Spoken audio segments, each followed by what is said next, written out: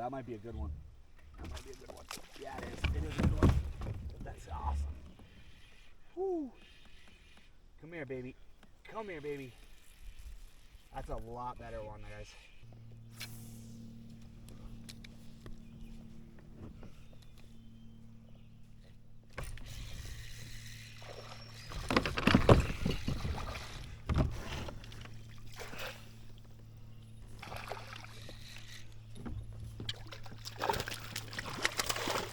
Oh, come here.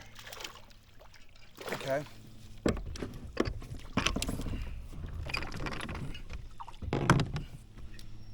One. All right, there you have it, guys. 13-inch smallmouth on a Wacky rig, reaction tackle hook, and this is the beginning of a long, long day of work. So, for those of you who follow my trail, you know that I've been doing the Slay Nation Small Vessel Series. Well, we are practicing for a tournament. This is the third event in the series, and I'm going to be fishing a body of water that I have a little bit of experience, but not a ton. This has kind of been the theme this year. This is a place that has a lot of pressure. It is a body of water that I honestly avoid simply because I don't want to deal with a lot of chaos at the boat ramp. So I don't fish it. It does have decent smallmouth. I actually caught my first 5-pound largemouth in this body of water. But today's plan is actually to take our time and grind my butt to get information. I need all the information I can possibly get about where the fish are, what kind of quality of fish, what color baits they want, what style of retrieves they want. Every single thing I need to gather over the next 2 days is going to be a daunting task, but that right there is how you win tournaments. I am out here collecting all the data so that me and my teammate Bear Fishing can analyze it and figure out the best plan going forward. So today is going to be a grind, guys. This is probably going to be a longer video, but welcome to tournament practice.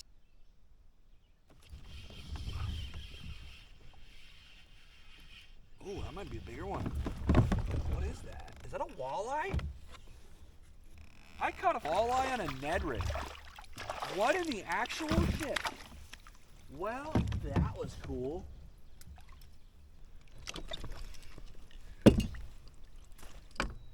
Alright guys, sorry for the excitement there, but I've never caught a walleye.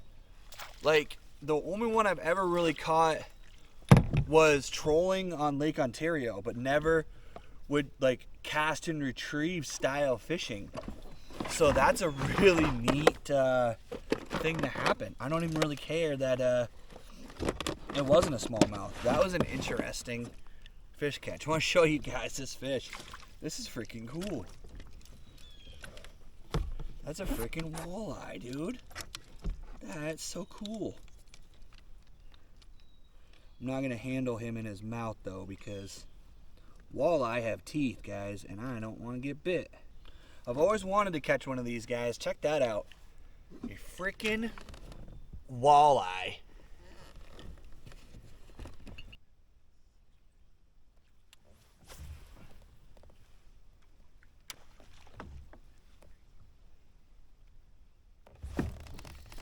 Wow, that was quick.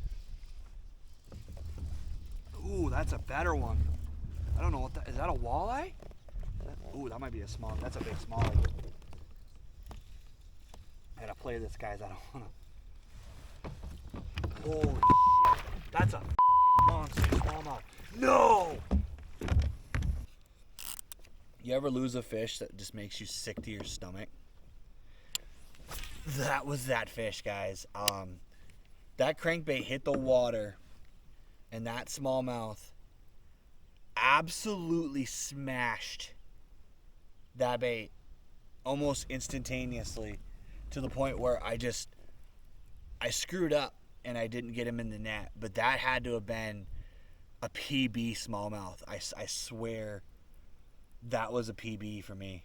I have no doubt that was a PB. That thing was massive. But what does that tell me? Tells me that a square bill with green and blue works. That right there was a square bill that I've had success with at Fairfield Pond in Vermont. It is a bandit square bill, and I fought that thing all the way to the boat and then lost it right here. I am pretty sure I got it on camera, that thing coming out of the water, and I'm really hoping I got it so you guys can see that fish. If I did, you guys are going to see it right here.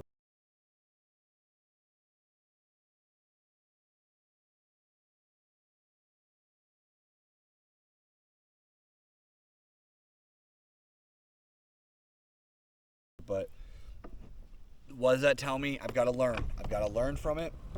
I've got to be more efficient with my net. I've got to be ready to boat them fish. I've got to play them out a little bit more. I'm probably actually even going to loosen my drag a little bit and let these fish play a little bit, because smallmouth are a different breed. I know that sounds obvious, but they fight different. They come out of the water. They're more aggressive. But that does tell me that a small square bill is going to play. Now that one was green and blue. It may not be the color. It may have been the profile. It may have been just dumb luck. But we're going to find out as we work down through this shoreline. I'm probably going to slow down and make sure to make some precise casts with this thing and really fan cast and cover as much area as I can. But man, that one hurts. Man, that hurts. There's a fish right there. That was a Berkeley Max scent. That's a bigger bass. That one's definitely bigger. Stay down, baby. You're not coming up. Yeah, that's a better quality smallmouth right there, guys. That's a better quality smallmouth for sure. Get in the net. Oh, come on, man. Get in the net. Wow, I can't get him in there. That is a pretty smallmouth, man. Look at that fish. That is a nice looking smallmouth. 14 and a half. Not a monster. But that right there is exactly a trick. So we're going to mark this waypoint, because I want to start really keeping track of where I'm catching these fish. But that was a Berkeley Max Scent June bug worm. So what that tells me is that they will eat a larger profile worm, and that is a good thing, because that was a definite better quality fish. He hit it twice. I actually lost him the first time, casted back in there, and pulled another one out. So that is definitely a working bait. We're gonna not probably use too many of those, because I don't have a ton of those worms. But that tells me that June bug is a thing. So we're gonna switch things up, and I have some of my own creation, which is a black blue June bug worm that we're gonna try next. And that's really what today is about, guys. It's not about how many fish I can catch. It's about how I can go about finding different baits, different styles that catch fish, locations, and then really just be able to dial it in on tournament day to be able to catch some of these monster bass. I've been having a lot of success with the Wacky rig, which is good because it's a real easy way to fish, and it's a way that I do enjoy fishing. So I'm hoping that maybe throughout the day we'll be able to find some reaction style fishing too. But for now, Wacky rig has been king, and it's been pulling in the bigger ones.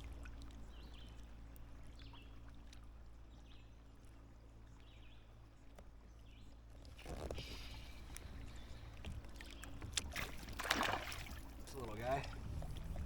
Come here, buddy. Come here, buddy.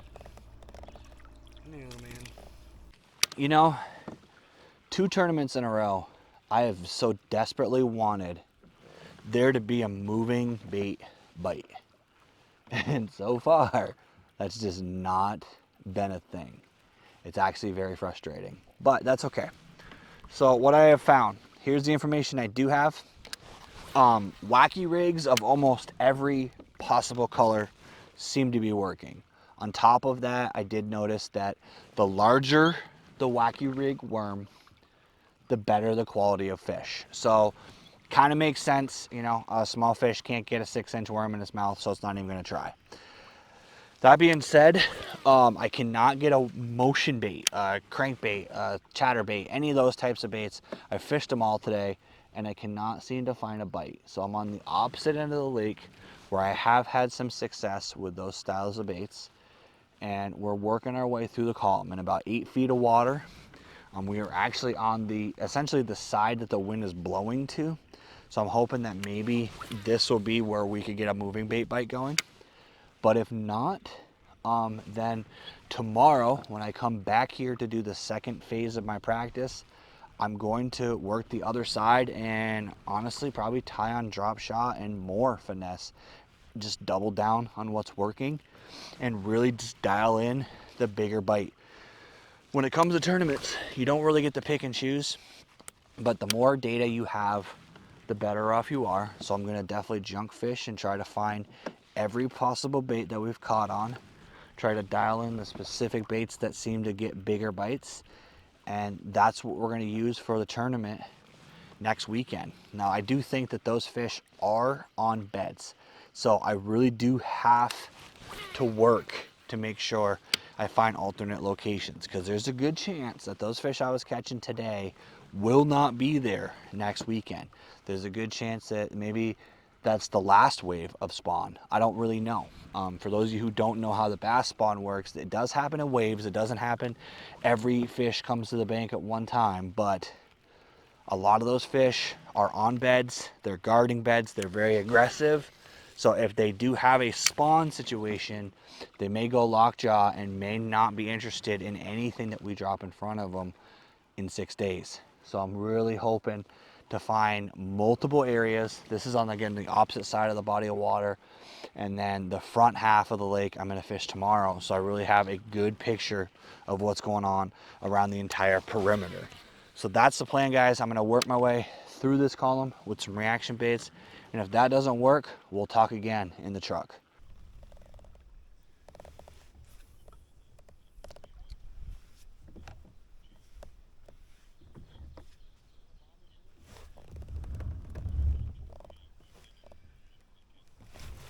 Oh. Ooh, that might be a good one. That might be a good one. Yeah, it is. It is a good one. That's awesome. Woo. Come here, baby. Come here, baby. That's a lot better one, guys. It's definitely a bigger one. Oh, yeah. Gotta let him play a little bit. I don't want to lose this one. Oh, man, come on. Yeah! Check out this smallmouth. Check that fish out, guys. That is a beautiful smallmouth. Let's get her back in. Yes! All right, guys, it was a beautiful day. I am sunburned and I have learned a ton. So I pretty much eliminated, I'm gonna say, half the lake. This side over here to my right is an area that I have fished many times and never caught anything of any substance, with the exception of one big largemouth. Every single time I've fished here, I have caught fish from this way back. What's that tell you? It tells you that the fish are consistent, they're in the same areas, and that is good, because that's what I need to know. I need to narrow down water. I know that Wacky rig, Ned rig, drop shot are going to be the baits. I hate that that's the baits, but that's what the fish are giving me. Now, I do not know how the conditions are going to change over the week. I do not know how this is going to be affected. But what I do know is that I have the information, I have the baits, I have the details I need to be able to fish in that tournament. Some of the details are bigger worms do seem to equal bigger bites. I also learned that I cannot fish straight braid. I do need to run a fluorocarbon leader. They are line shy. I did see that in a few fish I pitched to, and when they saw the line, they wanted nothing to do with the bait, whereas baits that I had straight fluoro or baits that I had a leader on, they seemed to be attracted to. We were able to sight fish, so the fish are definitely on beds, and that definitely is going to come into play next weekend. Maybe the next wave moves in, or maybe they're all lockjaw and all those fish that I was catching aren't going to bite at all. But I don't think that's going to be the case. I do think that these fish are going to go through another wave of spawn, and we're going to have the same type of bite along the same shoreline again. Also, this particular half of the lake is exactly what bear fishing loves to do, and I have a way to catch fish that works as well. So I think we're going to play to our strengths, we're going to have some fun, and we're going to see where the chips fall when we do that tournament. I want to thank you guys for taking time to watch this video. I know it was a little bit longer one. I was kind of running all over the place trying to figure things out, but ultimately, the end of the day, what I already kind of knew ended up coming true, but now I know it for sure that this year is going to be specific styles of baits, specific locations that I marked on waypoints where I caught some bigs, and I think that information is going to get us into the money in the next tournament. Again, thank you guys for watching this video. If you haven't already, hit that like, hit that subscribe, and as always, let's get out there, catch more fish.